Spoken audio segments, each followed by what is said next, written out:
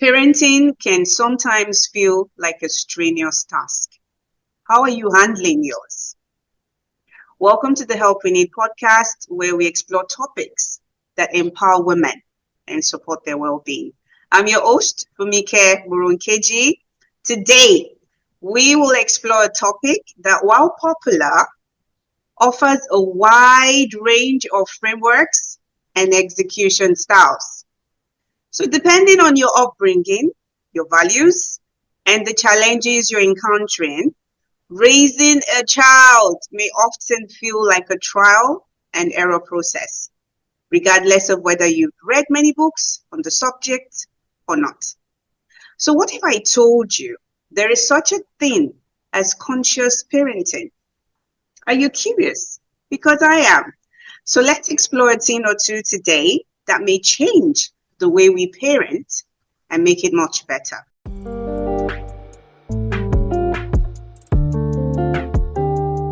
So now I'm moving on to the point of the challenges, right? You're a conscious parenting coach, and I'm wondering because, for your clients, they are trying to learn something that is very different from the way they've been doing things. And I'm imagining that it's not going to be that easy, right? Because you telling them to do it this way, this is a change. And most times we're not very good with change, right? So I'm curious, and I'm sure some of our parents on the call are, how do you handle some of the challenges that you've encountered with parents, right? Because you're telling them you need to do it this way. But no, I've always done it this way. And how does that look like? And how have you helped parents to kind of see things differently? All right. So, yes, conscious parenting is going to be very challenging because it's an invitation from the coach to the parent that please have a look in the mirror. Look at your behavior. Don't fix the child. First, look at how you treat the child. So, it's an invitation from the coach for the parent to see. Don't fix the child. You need to look at yourself. How are you behaving as a parent? Are you rude? Are you disrespectful? Maybe we also get carried away. We are human beings. No method of parenting is perfect. We are humans. We will fumble. We will falter. We will react. However, we always need to take accountability. Have a piece of the humble pie. Repair the damage. So if you have reacted with your kid, it's okay. You are human. Let them see the humanness in you. Go to your kid and apologize and say, hey, buddy, you know what? I had a rough day. It's not you. It's me who is having a tough day. So that's one integral part of conscious parenting, whereby you don't blame the child. You tell the child, it's not you who have triggered me. It's just me feeling sad today, or I'm just very tired today. So I took it out on you. And this is a very important part in conscious parenting because as kids, our children are born with two innate needs, which is attachment and authenticity. The attachment to the caregiver is vital for the child. And the authenticity is also important. But if we have big reactions and we come from, threatening the child or punishing the child, what gives way is the child will lose their authenticity and they will maintain the connection with the parent. Hence, the child will blame themselves.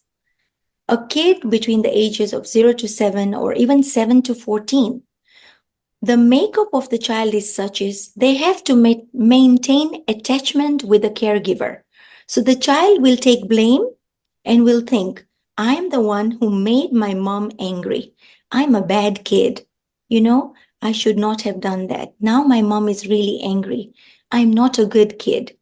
Immediately, the child will feel guilt and shame. And this is toxic shame, whereby the child blames themselves for making the parent angry. And hence, when the parent removes that blame and says, hey, buddy, it's not you, it's me having a bad day. That helps the child see themselves in a good light. So that's part of conscious parenting. The other thing that I find the parents are finding challenging, many times a parent can come to me and say, you know what, my child has a tendency to compare their math marks with the other kid in the class.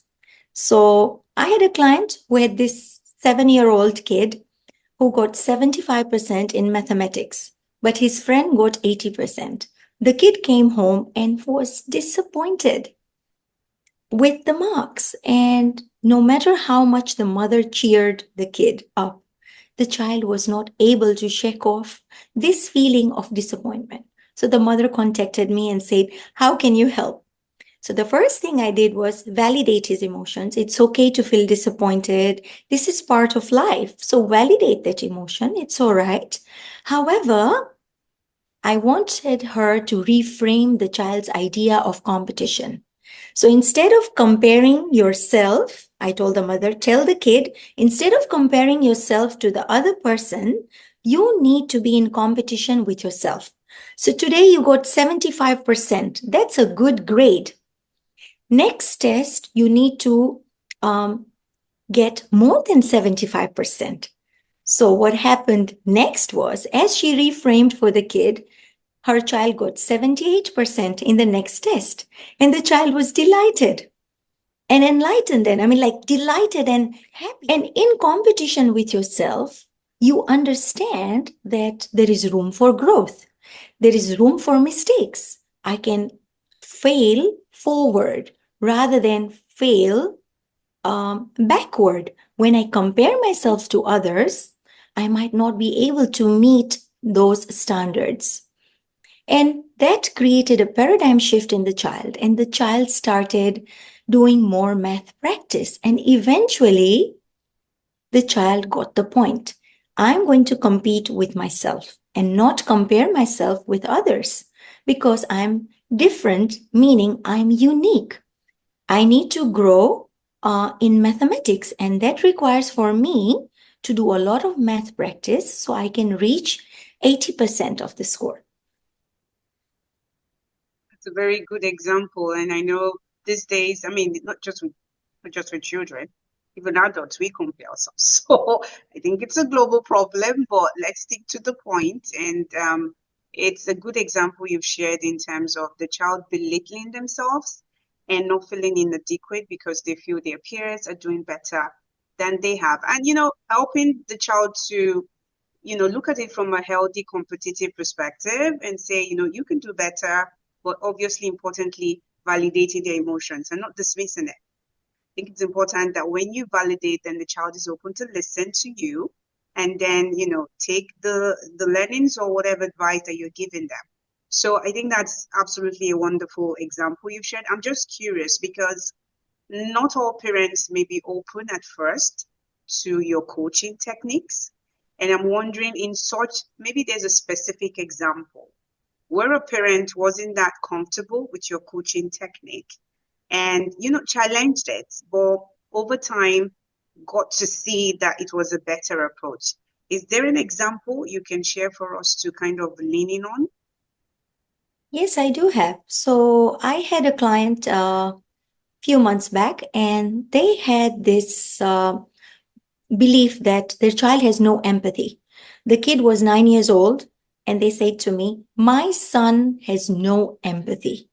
My son will not share the last piece of pizza, is very entitled, does not care how the sister feels, very rude, very obnoxious, like very rude, straightforward, no filter, will say anything that pops up in their mind. And the parent was very concerned because at age 9, the parent was labeling the child as narcissist. And the first thing I did was I said, whoa, you guys need to breathe here. You can't call a child a narcissist. The brain, we forget about the brain. See, the brain is under construction. The prefrontal cortex finishes, way later in life. So a child learns the behaviors in their environment. Is the environment nurturing? Is it the environment whereby you as a parent, are you there for your kid? Did you lean in? Were you listening to the child's stories, or how was their day? What was happening? Because this parent had 3 kids. So the parent was already preoccupied, very busy. And the firstborn was quite independent, but less empathic. And I said, first of all, remove this idea that the child is narcissistic, because that's wrong. Children just learn behaviors and they see what's happening in their environment. So we just need to inculcate empathy, because empathy is not something that you are born with. See, the prefrontal cortex here is under construction, and empathy is a function of the prefrontal cortex. So is other morals like respect. Children need to be taught respect. They need to be taught empathy. So I started telling the parents, I want you to ask him questions. When your sister is crying, how does she feel? Step in her shoes. You snatched that toy away. You were rude to your sibling, and now the sibling is crying. How do you think the child feels? Put yourself in those shoes, and in the beginning, the child was really like, I don't care, whatever, I'm different. I told the parent, lean in, lean in. There is some sort of resentment. There is something that's happening within that you are not aware of, right? The child had some resentment because after these siblings were born, the child was getting less attention. So I told the parent, talk less, listen more, lean in, validate those emotions, go and see underneath the behavior. So I always tell the parents, if the child is angry, anger is a secondary emotion in psychology. How do we understand anger? So I give the analogy of the iceberg. Anger is the tip of the iceberg. Underneath the anger, there are many other emotions. It could be the child is having resentment, jealousy, disappointment, feeling lonely. The child is comparing themselves with a sibling because they are observing how the parent is engaging with the second born and the third born, and how, as parents, sometimes unconsciously we will label the kid. So the parent, without knowing, used to say, my firstborn is the difficult child. Rebellious, difficult, stubborn. All these labels are not good, because you are giving these labels to the kid is actually going to be more stubborn if you label the kid stubborn, right? So speak life to your kids. That's what I started telling the parent. Speak life to your kid. Your child is innately good. Your child is kind. They are loving, because we are all having a soul, which is, given to us by God. The child is innately good. The child just needs more TLC, tender, love, care. Yeah. Lean in, kiss their boo-boo. It's okay, buddy. I know it's hurting. Even if the child is rude, the child is dismissing you, they are just being defensive, apprehensive, because they did not feel safe in other times when you missed that window of regulation. So lean in, lean in. When you lean in, and your presence is going to create a shift in the child. So when they stop labeling the child, when they stopped having this, I told them, stop thinking that the child is narcissist, because the brain is changing and it's changeable. The brain is plastic. It is going to change with experiences, not one or two experiences.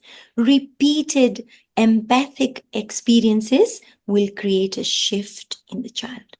And then it was just a matter of time, 3 and 4 months inside this coaching practice, the client comes back and says to me, I can't believe what's wrong with my child. He has not lost the temper in 4 weeks, is baking cupcakes for the community, 150 cupcakes. This very child is baking cupcakes for the community. So you see, I tell them, look, it's not all bad. You need to see the child as light and shadow. We all have light and shadow. We all do good and bad things, but don't judge the child. Just lean in, give them more positive experiences. Eventually, the child became less defensive and felt more safe to be himself in front of the parents. Speak life to your child. That's amazing. And it's so very reflective. I mean, I'm a Christian, and it's so very reflective of what the Word of God teaches us. I mean, it encourages us to speak life to ourselves, but speak life to your child. And so many times when we're angry, we don't. And the child hears what we say, and then you called it out so nicely. They become defensive and they want to prove to you that what you're saying is correct, right? Because you're saying it's stubborn. It's, yeah, I'm going to show you. I'm going to show you how stubborn can get. And it doesn't improve the situation. And, I like the way you've talked about there's a depth to an emotion. And it's not just what you see, there's more meaning towards that emotion. There's something instigating the emotion, there's something that's underneath. And the need for us as parents to be curious and ask the question, why? And I think sometimes we miss that part. It's almost like, how can you behave like this? What are you doing? We don't typically say or ask why. And in a sense, it's not to say, ask the child, why are you behaving that? But be curious to lean in and understand why the child is doing what they're doing. And you hold it out nicely. You say, when we miss the window of regulation, there is consequence. The consequence in our behavior is what is reflected in the attitude of the child. So that's like a pointer to also self-regulate and ask ourselves, is there something I'm doing wrong? And I know most times, I mean, I've had a conversation with friends, I mean, the other week, where, the father was talking to me. It's just a side conversation. But interestingly, he was saying, his older son now had a little sister. And all of a sudden, he's throwing things and throwing tantrums and screaming. And I'm like, jealous, right? It's obvious, like this newborn child is taking away my space, it's taking away my attention. And this happens. I mean, no parent can say sometimes this doesn't happen. I mean, some children are much more loving, but in a way, children are children, they would respond in one way or the other. And it sort of gives us perspective to say, how am I regulating my child so they feel safe and they feel like they have an identity and they don't feel threatened? So I think in a sense, it's like a mirror. It's back again to us as parents. This is a mirror. And as opposed to us responding to the emotion, we need to understand what is triggering anger. Why is the child rebellious? There's something there. And being able to lean in, show love, and obviously we're able to discover what it is if we don't know already what it is. But more importantly, focus on the child as a living soul and try to understand what's the gap and how we can, fill in the gap and make the child feel secure, make the child feel that they have a voice, know that they have a voice. And from that point, it changes the behavior. And, you've rightly said, you said it took a couple of months. So it's not fast food. We shouldn't expect that the child will suddenly change. So there's some perseverance that's needed for us to, step back and obviously work with the child. It may take time, but when the child sees over and over again, you're not giving up on them and you're leaning in, ultimately their behavior will change. So this is amazing stuff, Sukaina. I'm learning so much from the insights that you're providing, and I believe our listeners are also doing the same. So I'm going to go on to my next question, and really, let's be clear, Sukaina. We're not living in a bubble, right? We're not fully protected. We're living in the society. We mix with people. Children mix with other children. And so I'm just wondering, is societal or even our religion or religious culture Is it helping? Is this an enabler or a derailer in helping us as parents adopt the conscious parenting style? What are your thoughts? Well, as for culture, we live in a very stressful, highly competitive culture. We have so many, things that we want our children to do when it comes to culture. Like, we want them to have a successful uh, job. We want our kids to get married. We have an agenda usually when it comes to culture because we have a timeline for our kids. By 20, you should be done with this. By 25, you should have a degree and you get married. So there is a whole list of cultural stuff that we want to impose on our children. And culture can be very stressful because if we have a timeline for our kid, then that's going to just create a clash with our child because every kid is different. You can have a child who is slow and maybe will not be done with university at age 20 or 22. Maybe they need to take a gap year because it's very stressful. So if you are going to talk about culture, culture just brings about a lot of stress because we have this list and we want to finish the list. That will just going to throw us off because life is such that it will throw you curveballs. Things will happen. God forbid your kid is slow or my child, maybe the kid became sick or something. You cannot follow a timeline. It's not possible. Every child is different. Every child has a different challenge. Maybe your kid doesn't want to do university. They don't want to go to college. Then what will happen to your list? That will create a conflict. And hence, I would say culture is not something that's going to propagate conscious parenting because conscious parenting is like listening to the kid. What does the child want?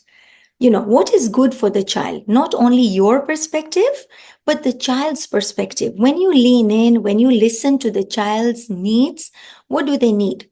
Maybe the child is highly creative or is very, very business minded, does not want to go through the route of college and wants to open a business. Maybe it's just asking for a capital, a minimum amount whereby you support the child, open the business, and then they are successful. Not everybody needs to go to college, for example. So the cultural pressures can be detrimental for the relationship when it comes to conscious parenting. As for religious point of view, I can only talk about as Muslims. As Muslims, we have our role model, the Holy Prophet, peace be upon him. And the Holy Prophet, peace be upon him, has taught us how to bring up children. 0 to 7, let them play, he says. 7 to 14, you have to train your children. So that's a crucial window where you actually train your kid. So this is where discipline really needs to take place. 7 to 14. The child has already downloaded the programs between 0 to 7. What do I mean by downloading programs? 0 to 7, you let the child play and understand the cultural rules, the religious rules, the rules that are happening in school, the family values and rules that you have at home. 0 to 7, the child is just downloading all these programs and understanding, oh, this is how I have to be in school.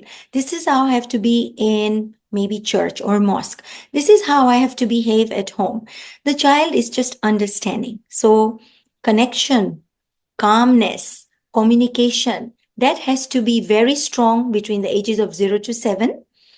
And then 7 to 14, the consequences start as well. When the child is not able to get something, you have to give them either natural consequences or something that you will take away, right? A natural consequence would look like if the child is late for school and they are a teenager, 16 or 17-year-old, you leave the kid home and you drive the other kids, the younger ones, to school. So then the 17-year-old has to find a way to get to school, either walk to school or get a bus. So that's a natural consequence. Rather than shouting or imposing and micromanaging, you let the child either walk to school or, somehow get a public transport and get to school. So 7 to 14 is where you train the child, you make sure there are consequences. From 14 to 21, according to the prophets, peace be upon him, he said that 14 to 21 is a very crucial age where now you see the child as your wazir is the word in Arabic. What does wazir mean? Like a wise man. What I mean by that is 14 to 21, you really have to respect your child. You treat them like adults. That means respect your child, listen to their feedback, ask them opinions, even if you want to take any decision, like you want to move your house to another house, sit down with your 16-year-old and say, can you please tell me, what do you think about this? I really would like your point of view, your input. What do you think? Because remember, we have a generation gap. The youth are younger than us, like 20 years, at least they're younger than us. So as a parent, there's a generation gap. When you give this respect and importance to your child, the child feels important. They feel significant. They feel seen. Their opinion matters. And that creates a beautiful relationship where both people reciprocate respect, communication, connection, understanding, because you have treated your child with respect. Well, thank you. You've just, if I may summarize, the question you've responded to is in terms of the impact that society and religion is having on the conscious parenting style of parenting our children. And, you've obviously rightly stated that there's a lot of pressure from society in terms of the norms, the way it should be done, or what is expected. And I think more importantly is the direction we're providing as parents. First of all, we need to have a goal set, which goes without a doubt. We need to have a plan for the child. And I think that goes without saying in terms of what the future we're embarking on, what does that look like for the child? We as parents need to have that clarity.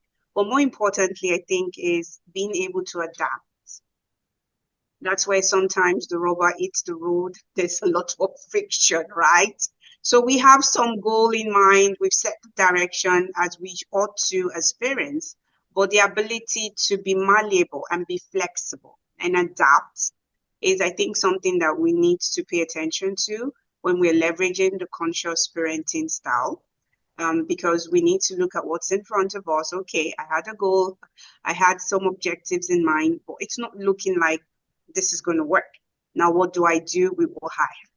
So that's really very important. And then when we talk about religion, obviously you've shared your perspective in terms of your faith, but I think it goes back to the importance of being in community, right? And I think community is instrumental in shaping the way that our children grow up and how we're living the faith and, how we're modeling, the faith. In a sense, helps them to become a better version of themselves. You've rightly called out in terms of your faith, like, when the child is still young, allow them to be children. He can play in the mud. It's okay.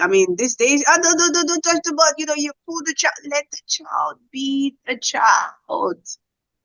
When it's time not to play with the mud, they don't play with. Let them explore. Let them express themselves. Let's not conform ourselves to standards. Like it doesn't look nice. It looks crass to allow the child to get all mud all over themselves. I know in time when my kids were growing up, they were not allowed to write on the walls. Right? That's a no, no, no. But children will write. Children will explore. So do we leave a separate room in the house for them to just be themselves? Or do we put stuff on the walls?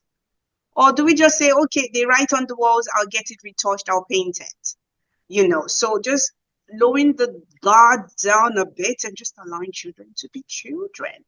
And then you've talked about the part where we need to discipline. You mentioned a while ago about the laissez-faire style of parenting, where, they get to do that's not what we're speaking to, right? We need to set boundaries and we need to train the child. in my faith, it says when you train a child, when they grow up, they will not depart from it. So if we let that all down and we don't pay attention, there are consequences, right? So that's helpful to call out, and then delegate, allow the child to do stuff. We can't continue to put the child in a cotton wool for the rest of their lives. There is a certain point in time when we need to allow the child to take decisions. And, for those that, their children have left home now, I think the reality sets in, because then you realize, okay, we're now back to two of us. All the kids have left. And at some point, they will leave. That's the reality. So it's the part where we discipline, not in a punitive way, but in a way that we mold and shape their future, is what sets the standards for how they will live their lives when they do leave home. So absolutely amazing insights you provided, Sukaina. Thank you. So I'm moving on to success stories, and you know that we love success stories, right? We want to hear stories that kind of shape the way we think, or just help us realize that, yes, she said all this, but now what's the impact on your clients? Like, sort of think differently in terms of, this was what I wanted to do, and then lean into the approach of your coaching practice, and then, come back and tell you, wow, this really worked. Thank you so much. Yes. So, as I said, parents are very defensive. So, first of all, I have to break their ego. Have to show them the mirror. They're going to be defensive. They'll have a lot of excuses. Like, so the person will say, no, I am right. I know what is best for my child. Yes. But remember, what are you saying? You are saying, I know what is best for my child. When the I comes in, that's the ego. You are now paving a pathway for your child, and you want them to follow a certain agenda you have. Because if you have identified with the child's success, or are you identifying with the role of the child being a doctor? This is what I will tell the parent. Are you identifying that the child becomes a doctor, so you get respect? I'm the mother of Dr. whatever it is, right? So what are you getting to? I have to show the mirror to the parent, and the parent is angry, they're defensive, they have excuses, and they will refuse in the beginning. But the moment I start telling them, what does this behavior talk about you? What does this say about you? You being rigid, you not compromising here. What are you trying to portray to your kid, right? If they are not willing, if the kid is not willing, you are being rigid. And so there is a concept of the brain, which I would like to explain. When I'm explaining the parent, I would explain to them. So what is good mental health? So we have riverbanks in our brain. So this is just an analogy to explain what is good mental health. Good mental health is when you are actually rowing your boat in between the two banks.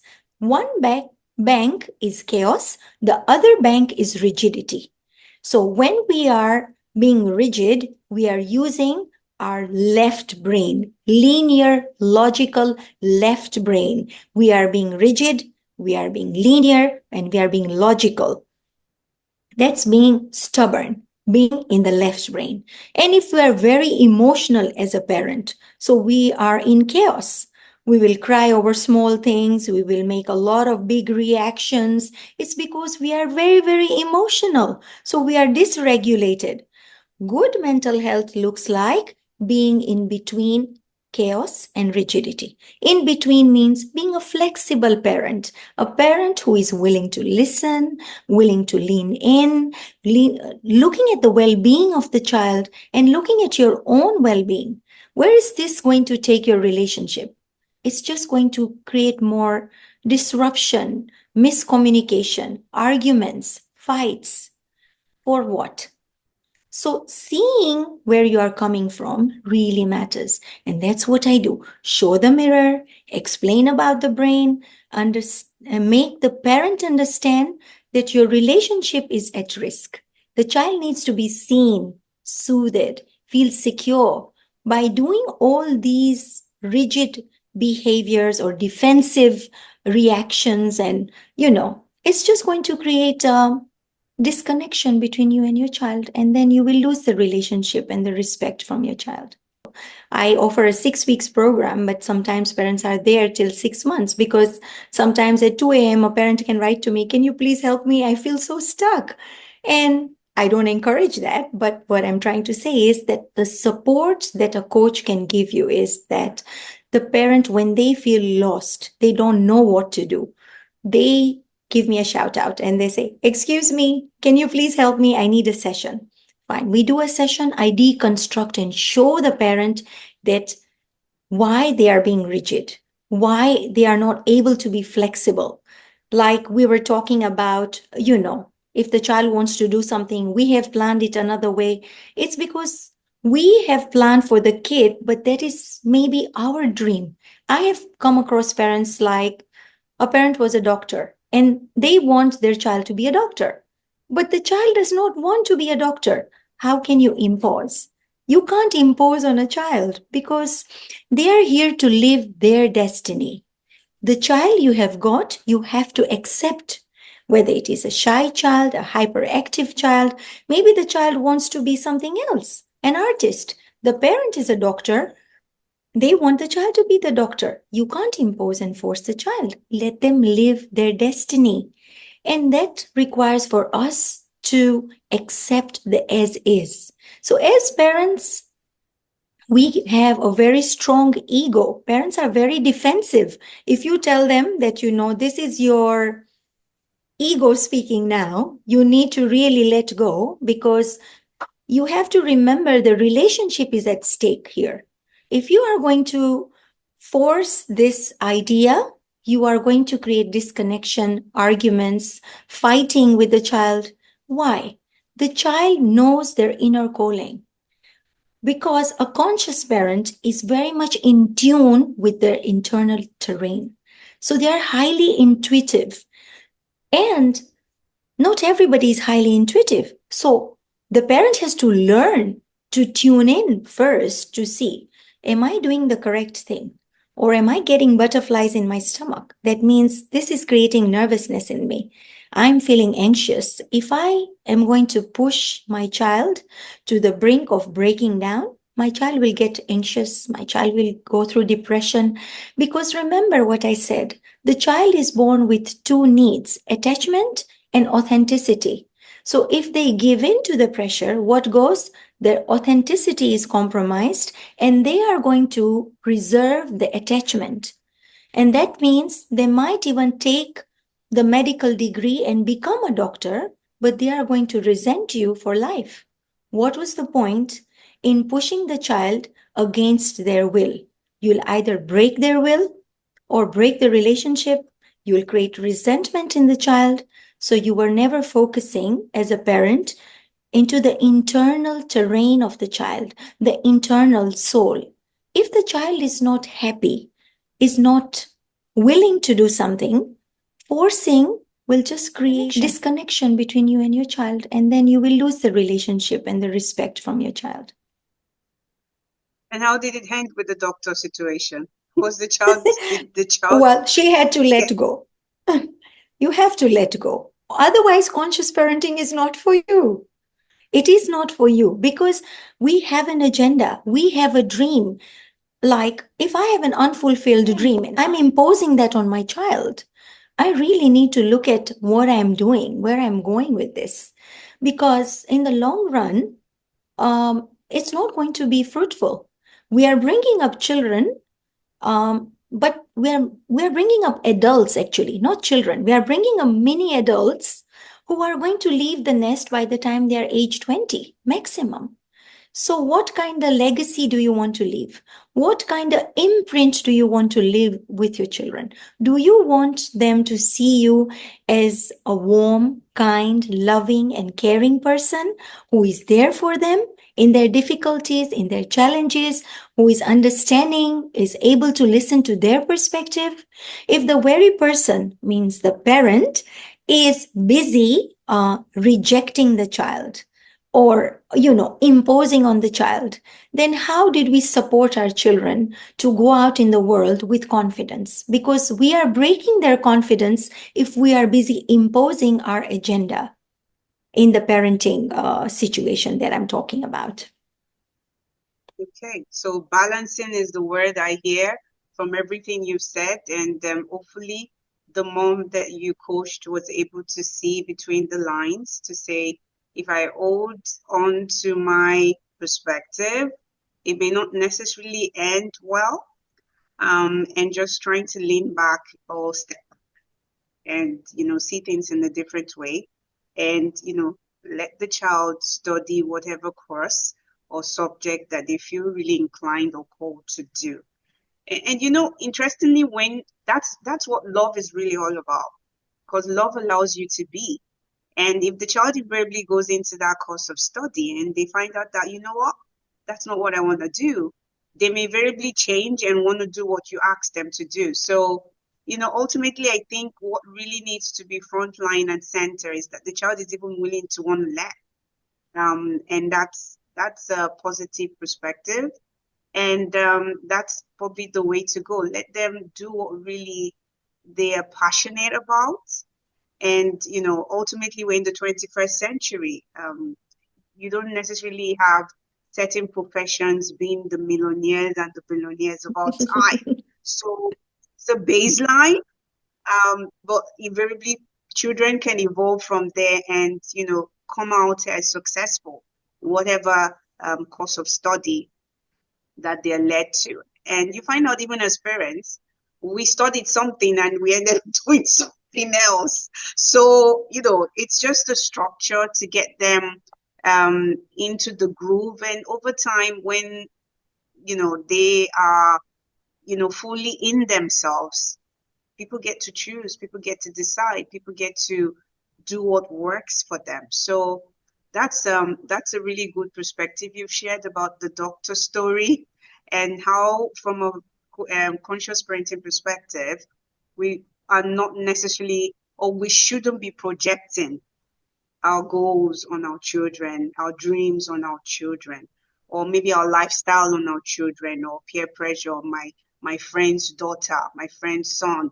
No, we need to toe the line that God has called us to toe. We need to really focus on ourselves and what works best for us. So thank you so much for those insights. So what additional thoughts or words, or maybe just piece of advice, would you like to share with our parents on the podcast today, or would be parents that are listening in today? What would you say to them? All right. One simple thing that we have to do is always understand that be mindful as parents. So look at your own behavior, give yourself space, learn self-regulation, learn to meditate, start journaling. If you have not given birth yet, you're about to be parent, check with yourselves, what triggers me? What makes me mad? Introspection is a very important exercise. See, we are all sovereign beings and we are here to seek growth because that's God's design. We are seeking perfection and we are reflecting God's name because we all are spiritual beings. We all have a soul. So reflecting God's names look like being kind, being compassionate, being the good listener, making sure that relationship is maintained with yourself first, right? Listen to yourself, your heart, your gut feelings. Understand who you are first. Then only you can see the kid in front of you. If you understand who you are and what is your purpose of life, and that means, you know what, you will not be lost, because if you know who you are, I'm a sovereign being. I learn to reflect. I see what are my fears and insecurities. I am able to regulate myself and I love my child unconditionally. And hence, I understand I cannot control, because control is a byproduct of fear. So parenting from love looks like, unconditional love looks like, I'm not going to be demanding, controlling, micromanaging. Instead, I will connect, communicate, and have empathic boundaries with my kid. And I'm willing to listen because my children are here to teach me something. The trigger is actually helpful for you to be able to reflect. What is it that made me angry? I need to reflect on it. Okay, I need to learn to calm down. So it's an invitation for you to see your child as a sovereign being and understand where you are coming from. So once you learn to self regulate, meditate, journal, you'll be a very calm person for the most part. And when you are dysregulated, you are human. You are going to slip up. There is no perfect way of parenting. And hence, if you do slip up, just be vulnerable, apologize to your kid, repair. And this is how you're going to teach your child to show them that you are human. You will make mistakes and you learn from your mistakes. Parenting from the place of love, and self-regulation, being vulnerable, and just respecting your child for who they are. Those are the words I can hear from you. And I just want to thank you for these helpful tips. I mean, there's much more you've said, right? But just me trying to summarize. And I think what I'm going to leave with is parenting from a place of love, because control is from a place of fear. And being able to let go.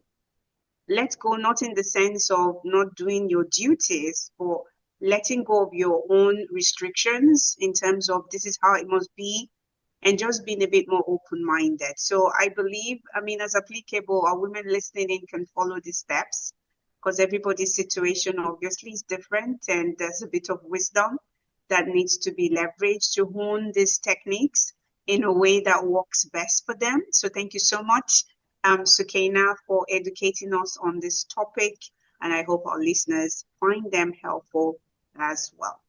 So, dear listeners, the ball is in our court, right? The ball is in your court.